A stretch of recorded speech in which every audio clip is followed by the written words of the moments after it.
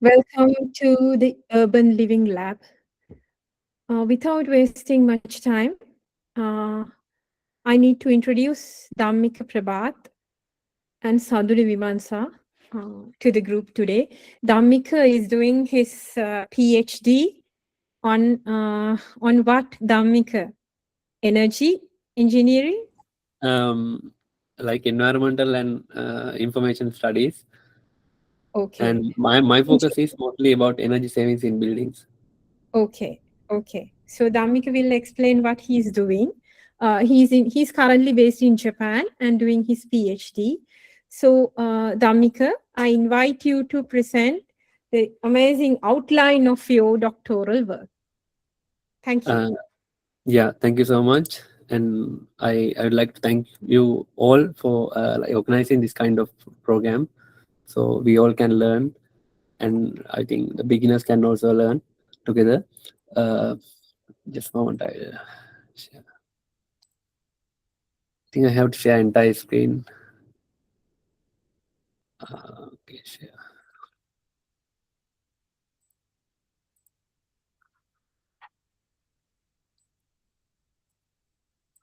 Can you see my screen? Yeah, it is visible. Yes. Okay. So, okay. So, hello everyone. Happy to present here today. So, I am, as Doctor explained, I am second year PhD student in Tokyo City University, Japan. So, actually, this is my previous work, which I did in my first year. I studied about personal comfort systems. So, today I'm going to present that work. So, I think there are many architects in our group also, and maybe civil engineers. So we all know the buildings are major consumers of energy, and about 36 to 40% of global energy is consumed in buildings, and also similar share of carbon dioxide emissions come from uh, buildings. So, and also the nearly half of this energy is used for space heating and cooling. It means mostly HVAC systems, like I think you all know, like ACs, air conditioning, heating units, like that. So, but this reliance on central HVAC system leads to thermal discomfort to occupants. It means the research says about 80% of occupants are satisfied in the buildings, but while leaving 20% feel uncomfortable. And also, similarly, if we are setting the set point, means we are wasting the electricity energy. So how we can maintain, the question is how we can maintain the comfort while significantly reducing the energy use. The trending solution, one of the trending solution is the personal comfort systems. Personal comfort systems are the devices that provide localized heating or cooling directly to and the body, some body parts of an individual without affecting the whole room or other occupants. So example of the PCS are like heating and cooling chairs and desk fans and thermal foot warmers or wearable heating and cooling garment, like that. So the concept of PCS is the condition in the person, not the entire space. So this study I conducted the meta-analysis, extracting data from 64 previous research papers following PRISMA guidelines. So key metrics I analyzed are thermal sensation mode. It means 7-point scale. So we can measure the how people feel about the thermal environment. Is cold, cool, slightly cool, neutral, slightly warm, warm, hot. Like this is the scale.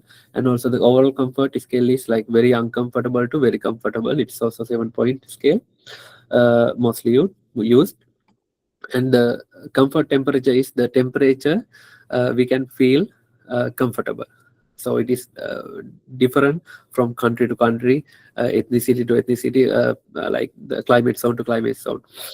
So, and the corrective power is the I mean, how much of the personal comfort system can improve the thermal perception of the person. It means if I am feeling like my ambient temperature is like 16 Celsius. If I'm using a PCS, if the PCS can make me feel about 18 Celsius, the 2 degree Celsius is the corrective power of the device. And the corrective energy power is the how much of energy needed for 1 Celsius improvement in like of perception. So then, so I will show you major finding. One of the major finding is like improved thermal perception across mainly for the thermal sensation mode and overall comfort mode. It means you can see the without without PCS line is low, and with PCS it has increased. It means the feeling of the warm went to hot, or maybe the feeling of like almost negative and positive values are changed to toward neutrality, or the, like comfortable zone. And also the comfort world also you can see that in different indoor air temperatures, so it has shifted around 1 Celsius, 2 Celsius, sorry, 1 point shift in the comfort world also. So this can so we can conclude the PCS effectively moderate the impact of ambient temperature on individual comfort. So another major finding is we studied the comfort temperature behavior and the boundaries of the comfort temperature. So for the heating mood, we found uh, about 2.2 Celsius degrees lowering of the comfort temperature. It means if we are using an uh, some, I mean, it means if we are in 18 Celsius environment, if you are using PCS, you can set a thermal set point of the HVAC system 2 Celsius, 2.2 Celsius lower. It means you can save energy. So cooling mode also same. It raised the comfort temperature uh, about 2.1 Celsius degrees. So this expansion allows relaxed HVAC set points. It means cooler in winter, warmer in summer. It means we need to the HVAC system has to provide less energy and less heating or cooling to that environment. So another finding is the for the corrective power, we found it is showing the decrease in trend and increase in trend toward extreme zones, extreme temperatures. It means and the CP corrective power values we observed about up to 8 Celsius degrees. It means with using these devices, so you can make you feel about 8 Celsius higher in higher or lower in particular conditions. So the PCS are, so we can conclude the PCS are most effective precisely when they are needed in mostly non-neutral and uncomfortable thermal environment. It means lower or higher ambient temperatures. So the energy for the energy efficiency, we found the average corrective energy power. It means the power we needed for improvement of 1 Celsius improvement in thermal perception of human. So for this case, we found the average is about 2.6 watt per Celsius. This is about 1% of the common general centralized HVAC system. So I think it's a considerable low amount, and for the cooling devices is showing very less energy consumption compared to heating PCS. So, and also we studied about the most effective heat transfer methods. So we found for the heating mode, the conduction is the best heat transfer mode to use in PCS, and also for the cooling, convection. Heating for conduction, the reason for the heating for conduction for heating is it directly transfer to thermal energy to the body directly contacting with the skin. And for the cooling, the mostly convection, it means mostly small fans or some kind of small air flows are consuming low energy. And also simultaneously it is stimulating the air, ambient air. It means it is stimulating the evaporation process, evaporative heat loss process. So those are the reasons. Those are obvious, but we proved with evidences. So we introduce a new metric to measure the performance of PCS inside buildings. So this is the equation. Coefficient of comfort temperature shift is the metric we introduced, and equals comfort temperature with PCS divided by comfort temperature without PCS. So by using this equation, this for the ideal cooling condition it is above 1, and for the ideal heating condition it is below 1. So as shown in this figure, so I will show you one example of the application of this equation. So if someone want to know which set point we should set our building or our room or our house or anywhere, so they can calculate the HVAC set point with this multiplying this provided CCTS value with the standard comfort temperature for that group, maybe that climate zone for that country, for that particular group. So for as an example, for the cooling mode, if we know the CCTS value is 1.1, so the standard comfort temperature, let's assume about 25 Celsius. So multiplying these two values, we can obtain 27.5 Celsius. So we can set our set point of our central HVAC system to 27.5. So mostly people in the cooling mode, it means in warm environments, people tend to set their cooling temperatures near maybe 24, 25, 26, something like that, because they have no idea which temperature set point they should set. So by using this equation, so the policymakers or like building managers, they can set a particular range of HVAC system, while make people while when they are using PCS, small PCS like small heating chairs, cooling chairs, something like that, with the simultaneously in the building.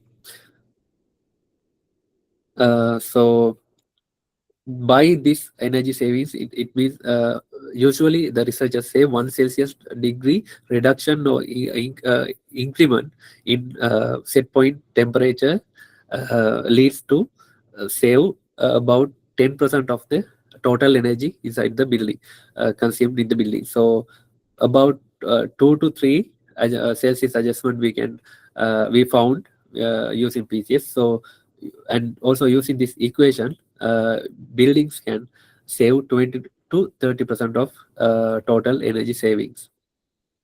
So the implications for designers is like design matters and the conduction for heating, and they can focus more convection for cooling. And also policymakers can promote the PCS, and also building owners can retrofit the buildings with PCS because it is a low cost solution compared to traditional HVAC systems. So the limitations of this work is most of the studies we referred are climate chamber studies and not real world studies. And there are most of the studies from China and USA, and maybe the geographic bias, and also the short-term experiments and no long-term data about habitation like that available. So the future work can do more field studies in diverse climates and the longitudinal studies on user behavior over the time, and maybe they can optimize the PCS HVAC integration, and also the develop industry standards for personal comfort systems with using standard metrics. So in conclusion, we can say the PCS are high impact, low energy solution for sustainable buildings. The key takeaways are the improvement of TSV and OC by 1 scale unit with PCS, and the expansion of the comfort temperature range by about 2.2 Celsius degrees, and the it is a very, we found it's very efficient. About 1% of HVAC energy is consuming for PCS. So the new introduced new metrics, coefficient of comfort temperature shift, can use for finding optimal HVAC set points in the building with PCS. So as conclusion, in finally we can say, by conditioning the person, not the space, PCS can offer practical and powerful strategy for global energy reduction and enhance occupant well-being. So these are the publications I did with this research, applied energy and energies, and these are the conference I presented. So thank you for your valuable attention.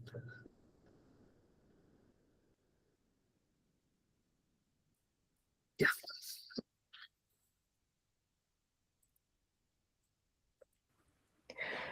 Thank you, Dhammika, for your wonderful presentation. Now this is the time for questions. Yeah, everyone. Now this is the Q&A time. Anyone can ask anything from Dhammika. Yeah, please. Questions, comments, reviews, all Anything. welcome. All Yeah. welcome. Yeah. Yeah. Yeah. Yes, Manu. Manoj. Okay, Dhammika, it's actually a very interesting presentation, and you have followed the whole methodology, the PRISMA guidelines in the methodology. But my question is around around the methodology. I've noted that you have done the database search in Scopus. Is that the only database you have done the search? Yeah, actually, I thank you for the question. I collected most of the papers from Scopus database search by searching a string, and I think you may know, like searching a string. Then we can, in the Prisma guideline, we have to follow the I mean the steps to collect the database, and also parallelly, I collected some papers from the literature reviews I found in the literature. So that's the way I collected my database. Then I screened the database I downloaded from the Scopus, and then finally I found the only 64 papers matching with my criteria. Yeah, Dhammika, my question is around why you specifically target Scopus only and omitting the other databases. Yeah, understand.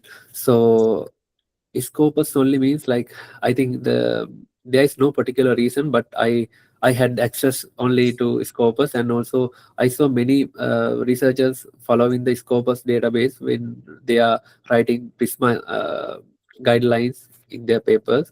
So I think in our field, I think I saw most of them. I think Web of Science and another database are, I think, scarce kind of. So that's the reason. Actually, I think, but I believe I covered at least 99% of the papers I in the literature, because I refer to all the review papers as done in previous 10-20 years. Yeah, Dhammika, during the peer review process for the journal publication process, have you received any comments from the reviewers about the content, why you choose only one database for the research? No, any comments from them.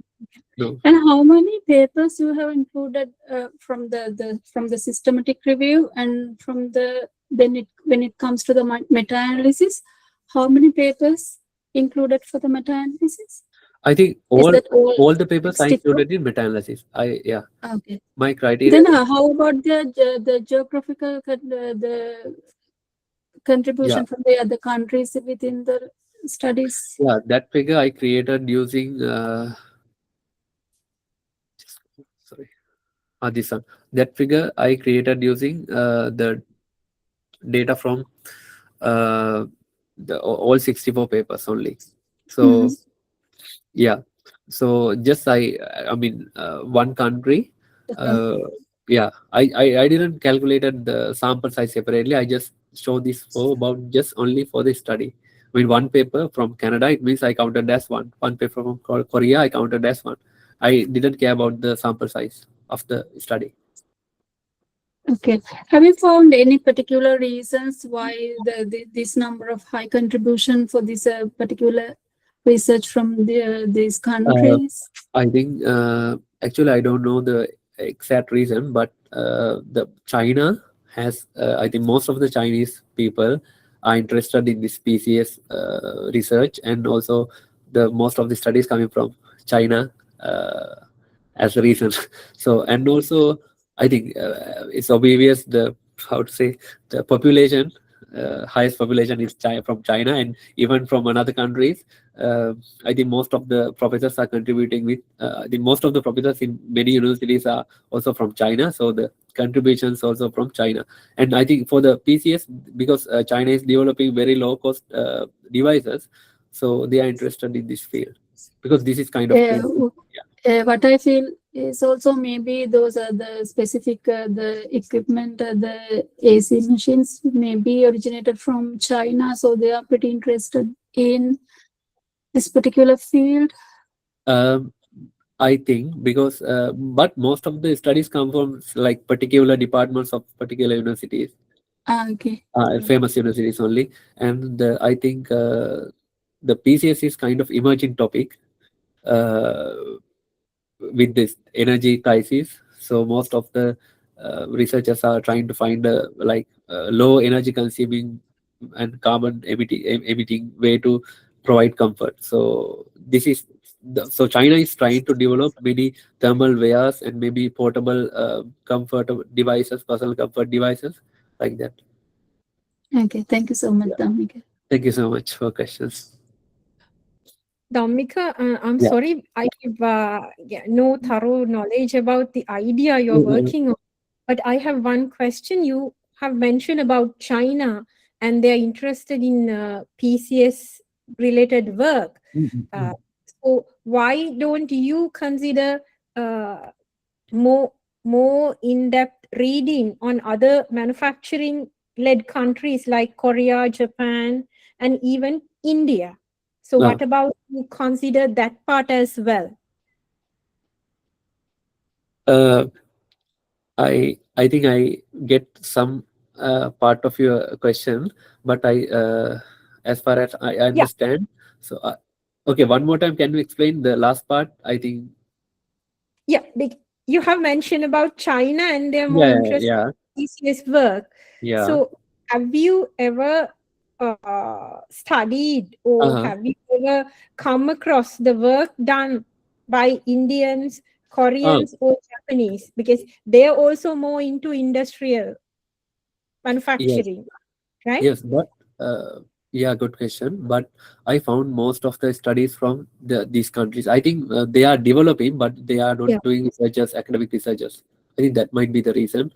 India, I think very less, almost no. And another thing, there are different kind of PCS studies from different countries. For this case, I only considered human trial studies. Okay. Then I got the point. Okay. The other thing is earlier you have mentioned about you only focused on Scopus journals because you only have access to Scopus. So why is that? This is a personal question. So why is that? Why don't you have access to other databases or research repositories as good question, but I think in the Scopus, not only Scopus papers, I think Scopus index papers, right? So most of the index paper, right, from different journals, not only from Scopus journal, maybe MDPI, maybe many open access and journals. So the reason is, I think most people consider Scopus index paper as high quality. Okay, then you have to mention it clearly by saying Scopus index. I thought you only referred the Scopus papers. No. Scopus database I used. Yeah. Sorry. Okay, then my other question, that question may be silly, but I need to know about PRISMA guidelines. if you can explain it very briefly. Yeah. So how to search? Dhammika, do you have yeah. the prisma diagram? Yeah. In my paper, I have. Yeah, if you could show it, it would be Yeah. easy for others to understand. Yeah, 1 second. I will.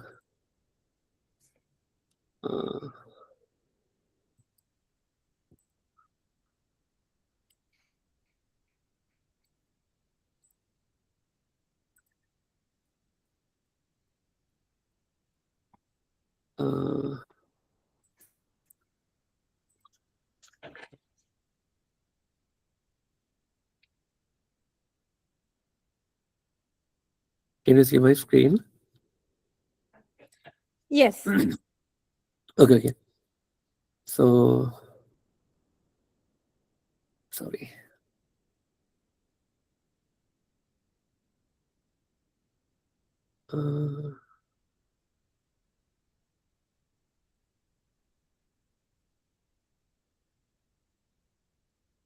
So it is, I think, I don't know, I don't remember exactly the organization. I think they prepared this guideline for systematic review and meta-analysis.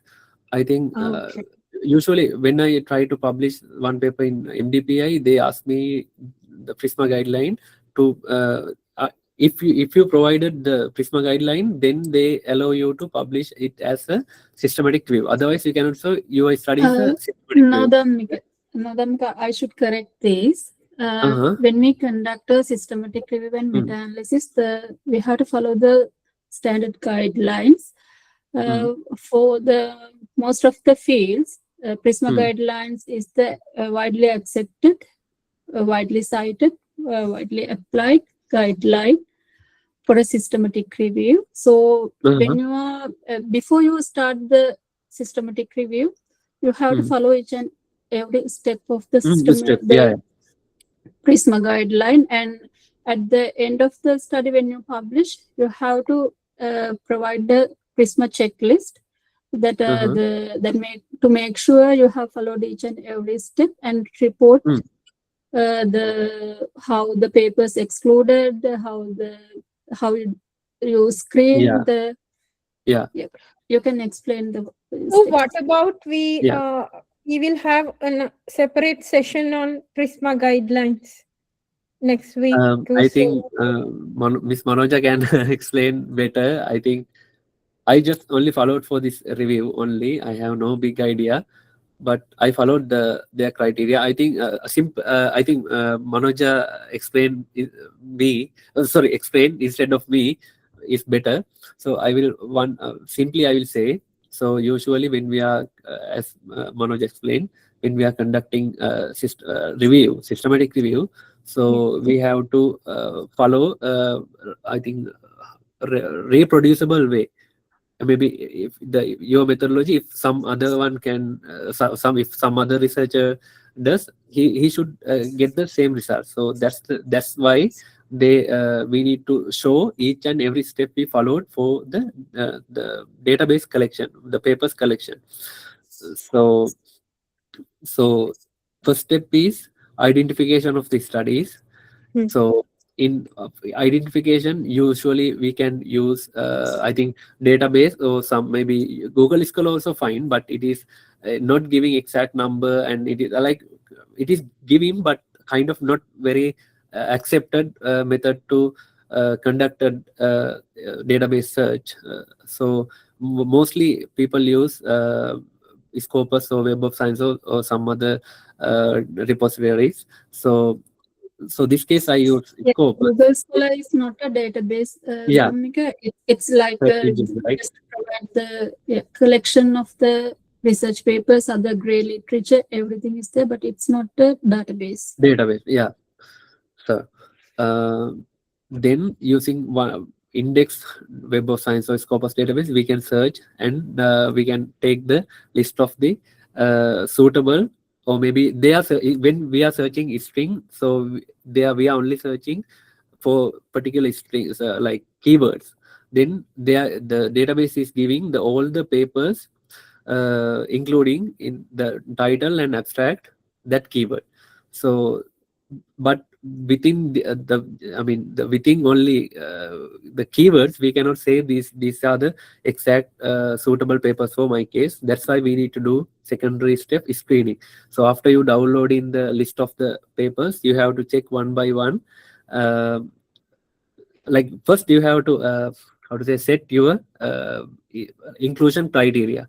Then following your inclusion criteria, you have to check each and every paper, whether it is matching for your criteria or not. If it is matching, you can just include in your study, and then you can maybe, usually for the review it comes around 1,000, 2,000, sometimes 4,000-5,000 also papers. So you have to read by one. So then after that, not read, check whether it is matching for your criteria or not. Then you have to download or collect the paper you chose to include. Then you have to extract the data one by one paper. So that's the method I followed. So I think in their guideline they mentioned which step we should follow. You have to record all the number of papers you included, you found, something like that. Thanks a lot. This is very valuable for us. I think And Ms. Manoja knows well. I think I am very beginner for this case. Yeah. No, because you explained very well. Here thanks. in your diagram, I can see from the database you have obtained 578 papers, but you have reviewed full text papers, nearly 400, around 400. Yeah, full text. In between those two steps, if you do the database search, in particular 2 or 3 or few databases, you have to deduplicate. Yeah. There are many duplicate articles, and there's another step. It is not relevant to your study because you have done only the Scopus one. If you do Scopus, Web of Science, PubMed, or there are a lot of databases, they generate the same results. So you have to deduplicate or remove the duplicate, right? Yeah. Duplicates. Yeah. Then you have to do the title and abstract review. Yeah. After removing the duplicates, you have to read the titles and the abstract, whether they are eligible, to make sure whether they are eligible to include in the study. If you see any potential to be included, then you include them, and then only you review the studies that meet the inclusion criteria. Then you review the full text. So your full text number is very much higher. Have you reviewed 400 full text review papers actually? I think this is about the collected full text review. I think no.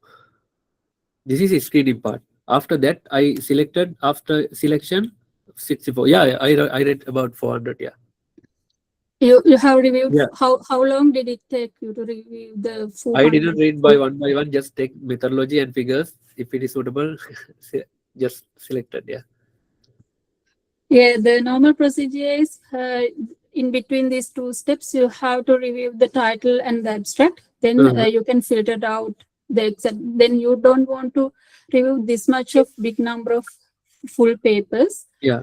There's another screening step. Then only the potential papers that will be included, potential to be included in the study, we review the full text. So maybe it's much feasible number.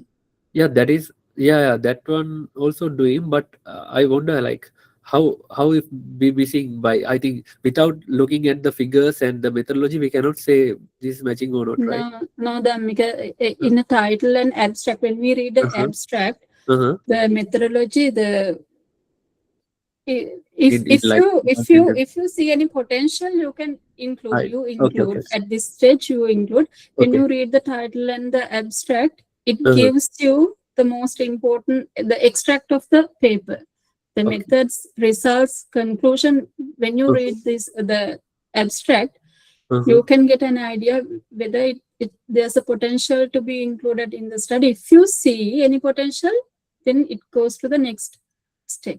Next step. Got it. Thank you so much. Okay. Yeah. Thank you very much, Dhammika. Thank you so much. Yeah. And yeah, others, if you have any questions, I'll share Dhammika's email. You can email Dhammika and yeah, stay in contact with Dhammika and ask any study related or academic related questions. Thanks a lot again. And this is the time for Manoja. Yesterday I met Manoja and we make our research paper into a proper structure, and Manoja will explain for the beginners how to outline your research paper structure. Yes, Manu, you can share our common folder and explain what we were doing and what is our next plan, next steps.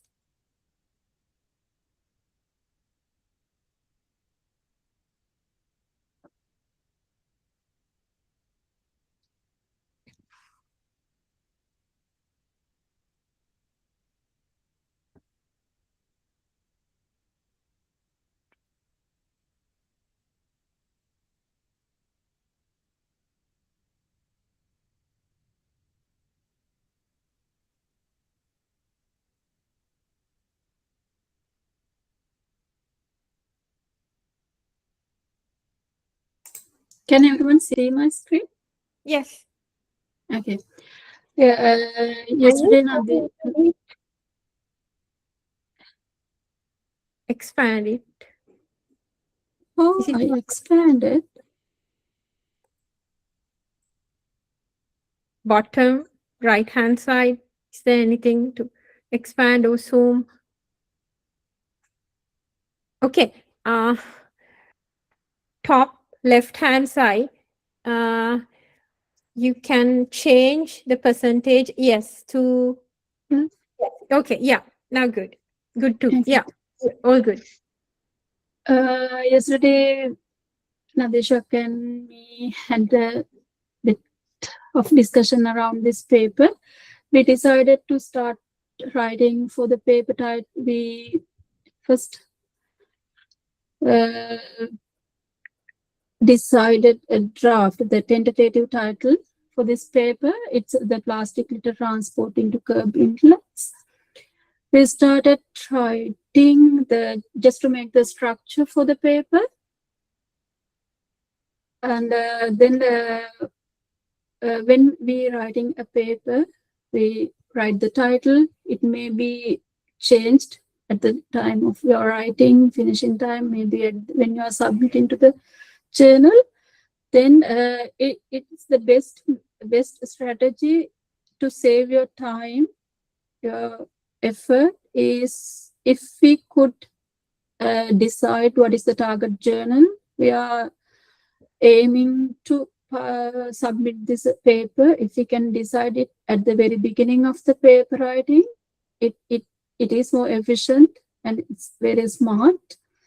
So we need to we try to find the journal yesterday, but as it takes a bit time. It's a separate, I would say it's a different type of research, finding a proper suitable journal to publish the paper. It takes time, but spending more time is still save your time in the future. So we have to decide the potential journal to publish this article. Then when writing a paper, the key parts of a research paper, the abstract, we have to give keywords, then introduction, methods, results, discussion, conclusion, acknowledgement, declaration of interest, and the references. So we drafted the structure of the paper around the very basic, the titles and the subtitles. Then we thought of some the key points for the introduction part. We had discussed to present the introduction, with the opening sentences very broadly, and then narrow down to the point with the final paragraph. And at the end of the introduction, we have mentioned about the aim for this paper. Our aim, we have drafted it as to identify the factors that lead to plastic litter transport into curb inlets.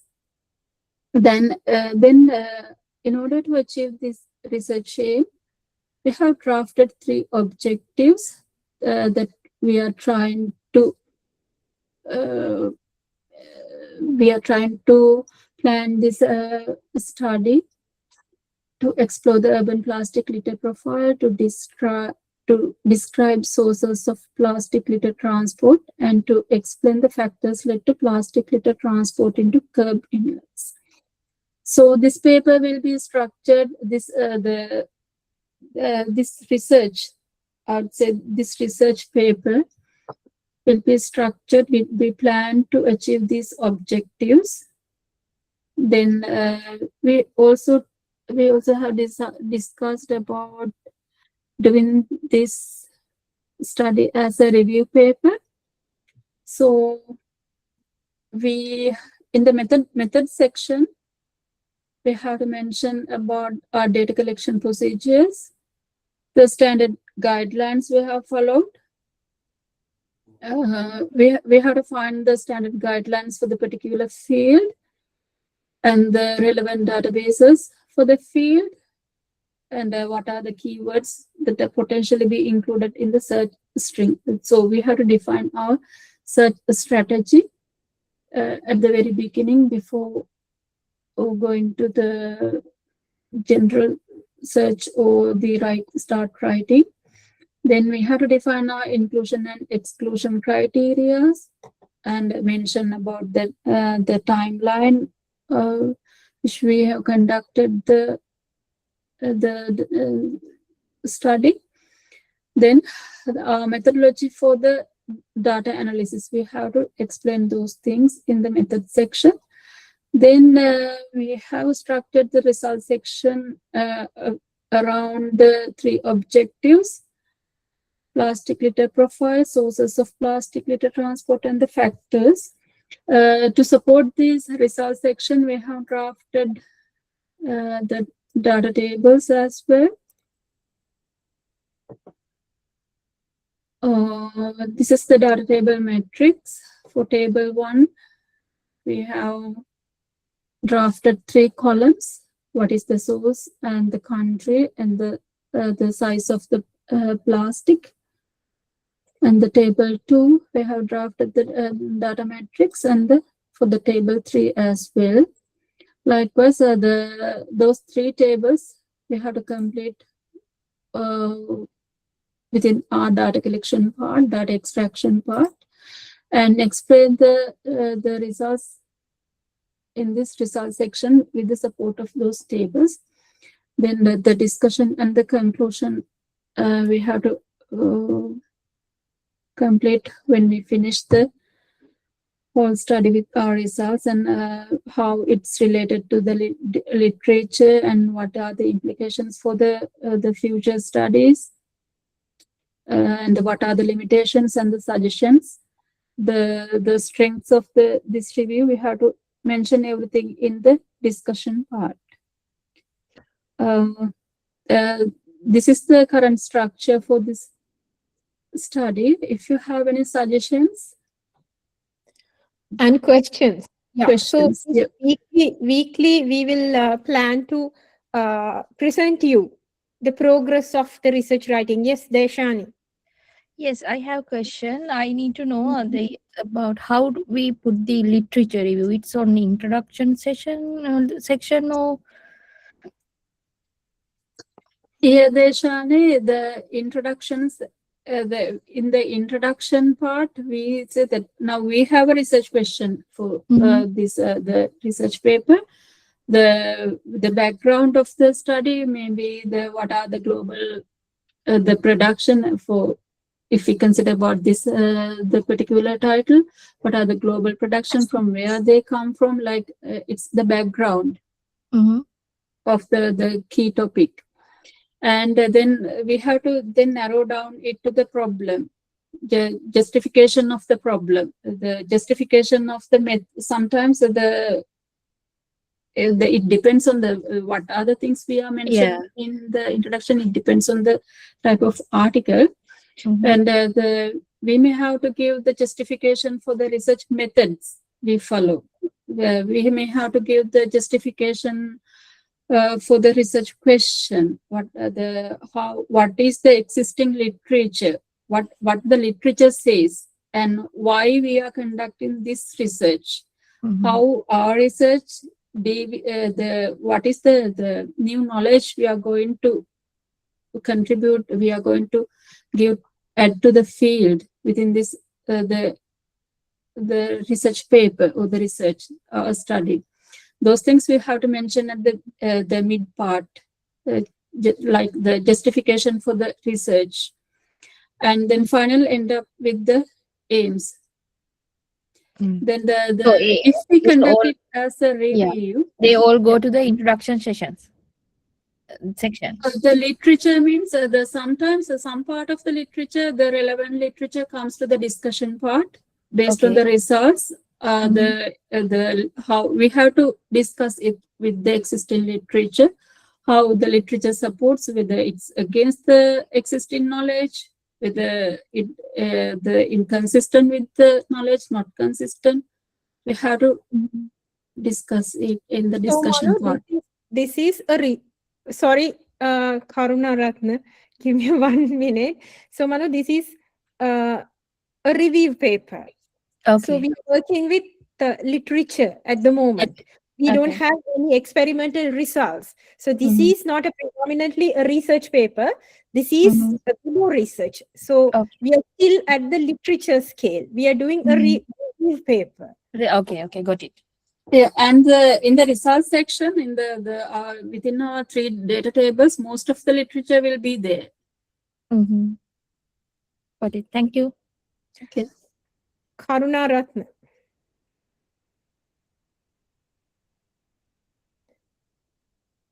Yes, Karuna Ratna. Hello. What is your first name? You have to rename you. Yes, sorry. My name is Dhammika. Okay. Actually, I studied microplastic pollution in Aotearoa for my bachelor's degree research. So I have some sort of knowledge regarding to plastic pollution. I like to give my suggestions regarding to exclusion and inclusion criteria. When I am doing my studies, when I am doing my literature review, I saw that some review papers as exclusion and inclusion criteria, they use the geographical regions, such as they limited their studies to South Asian region. For my study, I am also limited my study to South Asian region, limited my literature review, and also the timing of the research published. I mean, they only selected 2000 in a research paper published in between 2010 to 2020. And also we can think about the river, not the section, which section they considered. This is relating to my study actually. I mean, then as I have studied the river, some studies conducted in the headwaters of the river, and some studies conducted at the middle region. I think such criteria we can use. So Taraka, we will share the original draft with you, and we will add you to the original research club, so you can review the draft and you can add your comments, and can you present that in next meeting? And we have We have Kasumi as well. Kasumi also has the same research interest. Kasumi, are you there?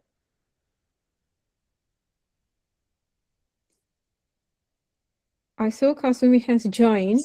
Okay, Tharuka, so Yes. Tharuka, we need your give email me, address. give me a minute. Tharuka, thank you so much for the suggestions. It's really important for us. Tharuka, have you ever tried to download this paper? So do you have any idea how much numbers of papers included in those other existing reviews? I think it's depend. Some papers 20 or some papers more nearly 50, I think. Full Okay. papers. Yeah, full Tharuka, And some chapters as well. Okay. Tharuka, the other thing is the papers that limited to geographical region, South Asian ones, do you remember what was the specific aim for the paper? Whether they want to specifically limit to South Asian region or because of the when considering the plastic littering in South Asian region, mostly practice the open dumping. So because of that generation of and mostly mismanage the waste, there is no particular way to manage the plastic waste. That's because of that I prefer the South Asian region. And I think because there are some other reasons like weather patterns and also the geographical similarities like no seasonal changes such as thing. Okay, good. Manu, please share the original draft with Tharuka. Then and also if Tharuka could share the review papers that she has found in the literature with if she could share in those papers into the folder. Yeah, sure, I can do that. But those are very old. But I think we need to have we need to have new studies because I conducted my study in 2019. No, that's okay. That's okay, Tharuka. It's just to so that when we read in those papers, we can extract a lot of information, the basic understanding in the field, and how to structure the paper. It's really important for us. Thank you very much, Tharuka and Manoja. I'm sorry. We need to give chance to Sanduni Vimansa. I'm very sorry, Sanduni, because I gave Dhammika to present first. But I'm very sorry, Sanduni is joining from New Zealand. So current time in New Zealand is, I think, 2:45 a.m. I'm very sorry, Sanduni. So Sanduni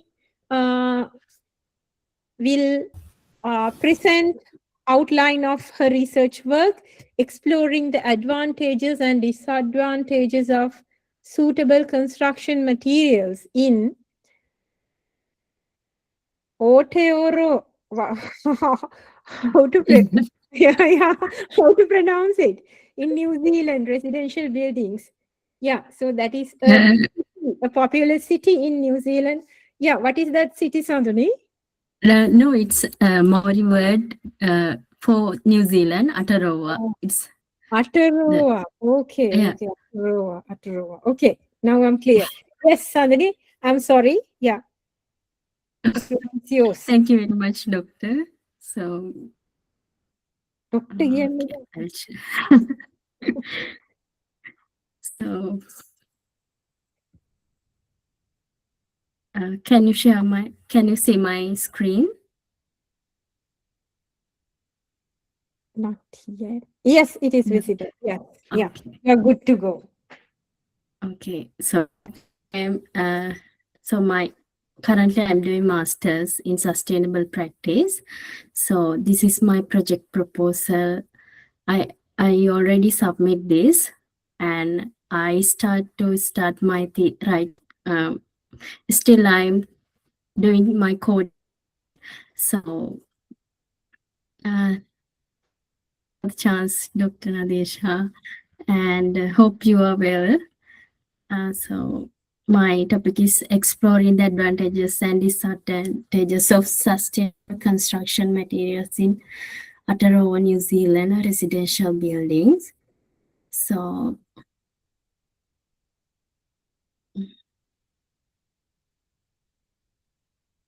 okay. So this topic matters New Zealand because building contribute around 16 to 20% of New Zealand greenhouse gases and almost half of what ends up landfills. And also New Zealand population approach of 6 million by 2050. Demand for new building space for projected to be over 756 million square meters. And also New Zealand ready to have strong national policies like Net Zero Carbon Act and the Building for Climate Change program. So which expect new buildings to reduce life carbon. But the evidence shows we are New Zealand not achieving the 20% embodied carbon reduction that were anticipated. And also I select 3 materials: cross-laminated timber, structural insulated panel, and rammed earth. So these 3 materials show international potential, but in New Zealand, it is lack of integrated sustainability data. So because of that, I select it. So my aim is comparing the advantages and disadvantages of CLT, SIPs, and rammed earth for New Zealand residential buildings. So my research, I'm doing this research through qualitative comparative case study using document analysis. And I developed 2 research questions. So first one is, what is the environmental, economic, social, and technical advantages and disadvantages of those 3 materials in New Zealand residential building? And the second one is, how do these advantages and disadvantages compare across the 3 materials? So the fourth slide shows why this research is valuable, because this study directly supports sustainability development goals, and locally means New Zealand focus sustainable cities, responsible consumption, and urgent climate actions. And also because of that, it supports UN Sustainable Development Goals. And locally, comparative analysis of these 3 materials in New Zealand context, and I'm evaluating these against 4 distinct sustainable criteria to make sure whole of system like for policymakers to identify data gaps and informing future standards. Yeah. Then I took key sustainable frameworks because I think it is key tool for comparing sustainable materials. So in here I use life cycle assessment and triple bottom line, and also sharing layers complements like that. So it adding clear focus on technical durability and how material perform over material. For TBL helps evaluate materials by balancing environmental, economic, social, and also I added technical factors. And life cycle assessment, I took overall environmental impact of construction material across its life cycle for example for production through to disposal. So in methodology, I use pragmatic research worldview.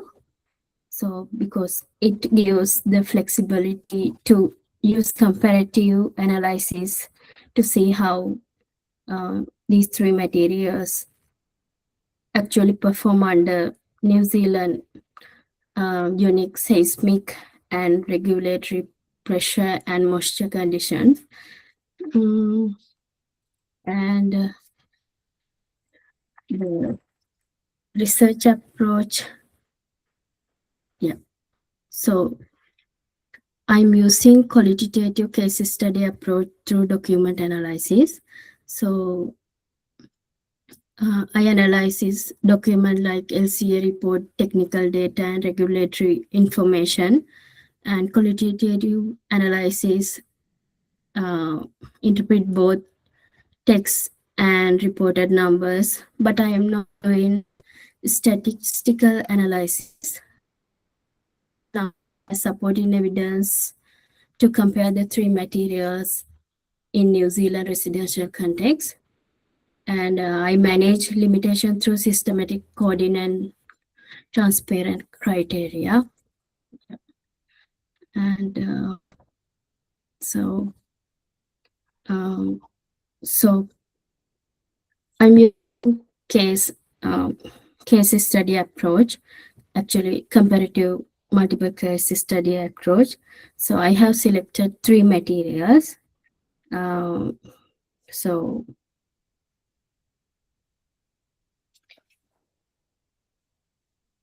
I think it allows me to check patterns across multiple contexts rather than rely on one context, and I can compare among these three materials. And so this is key criteria for selecting materials. So I select these three materials because it each represent different sustainability pathways. CELTs engineer mass timber storing biogenic carbon, and SIPs as a high performance prefabricated system improving energy efficiency, and Ramdeath as a low pressure material with very low embedded energy. And there are also the residential context. It interest in sustainable alternatives is growing. So, and also three materials have reliable secondary data available, and so make them suitable for document-based analysis. And so this is document analysis and selection procedure. So I use method reviewing and evaluating both printed and digital documents in this study. I use technical industry reports from brands and policy documents like building code clauses and peer-reviewed New Zealand research and documentary and aggregated companies, videos, and reliable online publications. And the process follows 4 stages, like locating, selecting, evaluating, and synthesis document. So yeah, so I know there are strengths and weaknesses. So using multiple documents, strength, reliability, but it is also creates weakness because of the volume of information can be inconsistent, time consuming to analyze, and may still contain hidden bias. So this increases complexity of synthesis finding. And so I already done some technical reports. So this fits well with this study because it is industry-based technical report from reputed New Zealand organizations, and it is publicly online. And I use brands because it is trusted authority in New Zealand construction sector representative, typical New Zealand building practices, and meaningful because it is provide relevant information and technical data for comparing CLT, SIPs, and RAMDAT. So data analysis, I chose deductive thematic analysis for identify themes. I already had a set of themes. So it is environmental, economic, social, and technical. And from analyzing, I use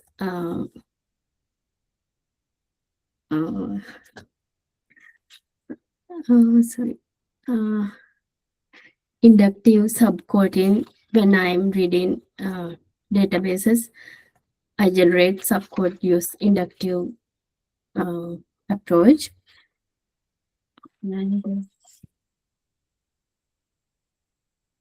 So this is ethical. So in terms of ethic, this study very low risk for ethics.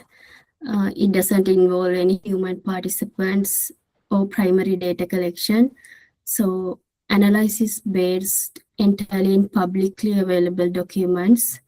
So there are no issues around confidentiality or concern, and all sources referred using APA 7 to ensure academic integrity. And I also aim to present the findings as accuracy as transparently as possible without mispresenting the data or introducing bias.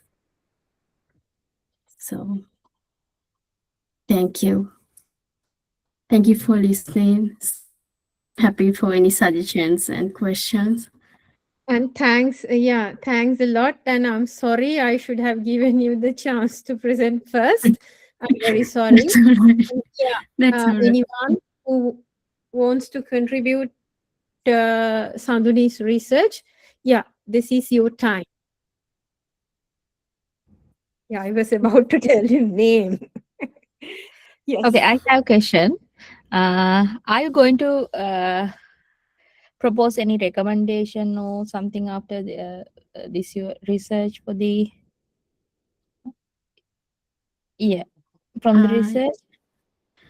Yeah, I'm doing. I'm comparing advantages and disadvantages. I'm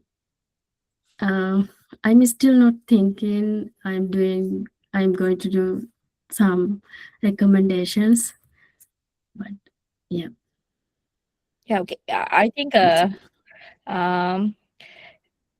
you can make a goal first, research goal, and then objectives, and the how could the research will be doing a recommendation thing. It will be easy at the start.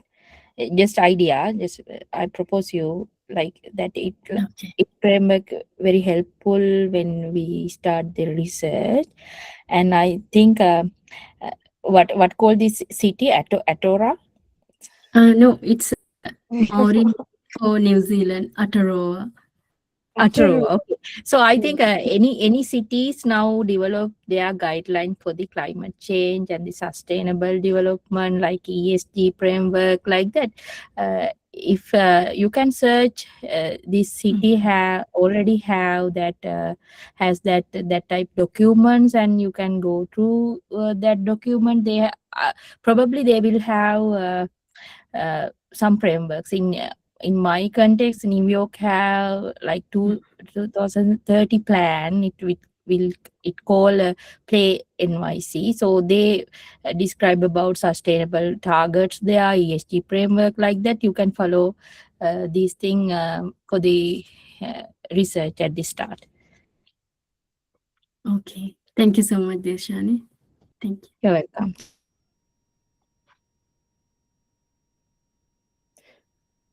Yes, Manu. Sanduni, thank you so much for your presentation. My question is again around methodology. You are following qualitative procedures. My question is, your qualitative data collection is based on the documents, but no any involvement from the any interviews or the discussions from the people. Why is that? Are there any particular reason for that? Yeah, I think so. It can be bias, but in here I use only documents, so I think it's accurate, and yeah, that's the reason I choose. And I have very little timeline. I'm not doing a full research for my master's, so I'm doing thesis for my final semester. So actually, that's the reason. Okay, Sanduni. Again, the next question is about the data analysis of your qualitative part. You have mentioned about the Browns and Clark 2006, the guidelines for the data analysis.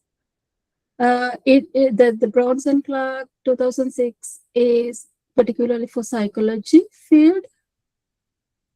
Why you choose the Browns and Clark methods for this study? Yeah. So actually, it is not. I think it's only for psychology studies, isn't it? Yeah, sometimes the researchers in research papers, most of the time, the researchers cite Browns and Clark as they have followed the procedures, steps, 6 steps mentioned in the Browns and Clark, but they haven't actually followed the methodology. Even I recommend you to read the Browns and Clark methods, the guidelines, the steps, find the original the paper, original guidelines from the Browns and Clark, and I found your steps are particularly different than the what's their recommendations. Okay, your steps are not the exactly what is mentioned in the Browns and Clark guidelines. I found it different.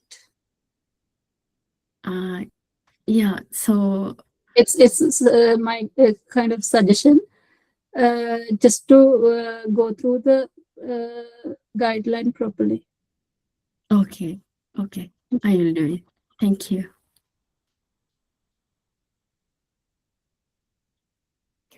Okay. So thank you very much, everyone, for your time. It is, early morning for Sanduni, and thank you, Sanduni. Yes. Everyone, Okay, thank you so much. with you the meeting minutes and recordings and the email addresses of our 2 presenters. And thank you very much for today, and see you next week. Okay. Thank you. See you. Thank you very much. Bye.